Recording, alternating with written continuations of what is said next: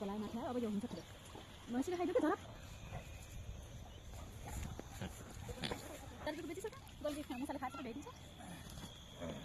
मैले पहिले तिम्रो अघिल्लो दिन राखिहाल्नु पर्छ आफैमा खाइदिन्छु होला मैले बिर्सिहालेँ काटेको मुन्टो हो त्यही कता तिमीले खाएको काका लगाइसक्यो अमिलो हुन्छ अलि काका पाक्ला त दिदी